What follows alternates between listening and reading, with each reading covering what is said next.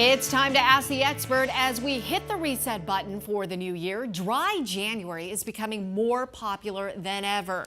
Many people are cutting the alcohol for the entire month of January, 31 days to be exact, as a way to improve their physical and mental health. So, how does this change our bodies? Let's talk about it. Joining me now is National Medical Director and Vice President of One Medical, Dr. Natasha Bhuyan. Okay, this is such a talker, not only here in the studio, but up everywhere. In the newsroom, in our circles. Why is this such a thing every single year? Every year. So here's what happens. Following the holidays, we're engaging in social gatherings and friends and family. We're drinking. So January is the perfect time to reset and just cut out alcohol.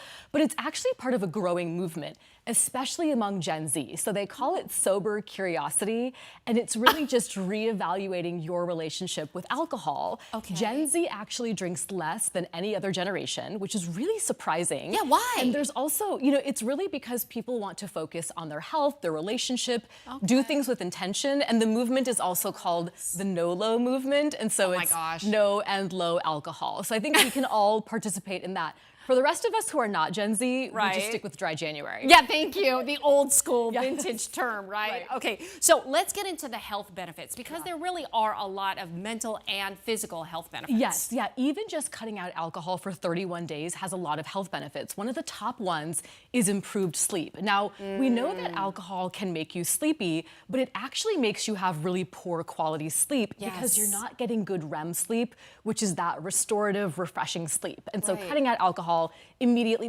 benefits healthy sleep. The next one is actually weight loss. I mean, so we know that that's obvious. Wine and beer, they've got empty, non-nutritious calories, 150 to even 300 calories for a cocktail. So cutting out alcohol, my patients tell me they just shed the weight.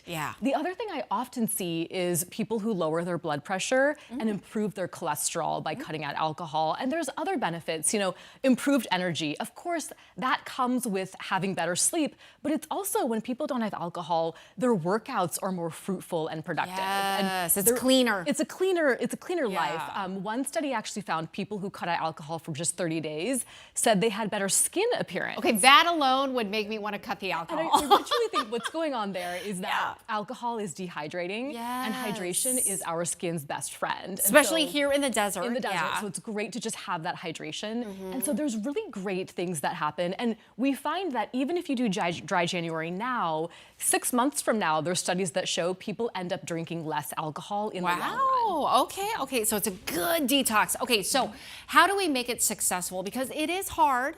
Yes, yeah. So there's a couple of tips that people can pursue. So I think one thing is tell people around you what you're doing. Maybe you'll convince somebody to become a buddy and hold you accountable, share in your goals, which is a great tip. The other thing is to avoid triggers.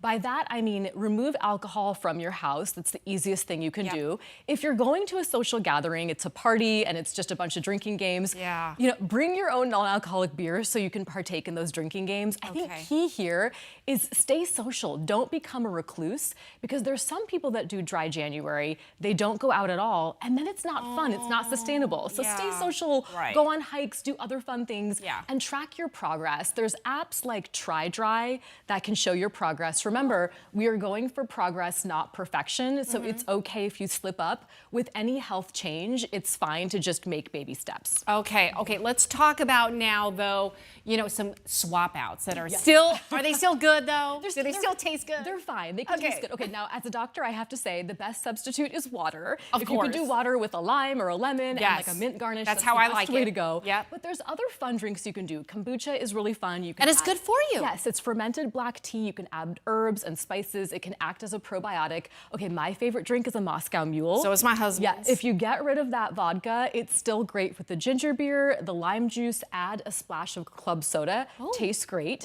People can also do an old fashioned, remove that whiskey, and you can still do some herbal tea, some citrus and bitters. You get that flavor profile from an old fashioned. That's an experiment. Yeah, exactly. Okay. Without the whiskey. You can do a Tom Collins. Which I've never heard of. I don't know what that is. It's a gin-based drink to get rid of the gin. So then you can do the lemon juice, just the juice, syrup. not the gin. Yeah, not the gin. And even for that one, if you substitute grapefruit soda, it ends up having that same flavor profile. It tastes really good. And so lots of other options that people can do without alcohol. alcohol that are fun. Okay, good stuff. Now it's your turn. If you have questions you want to ask, text us 602-444-1212.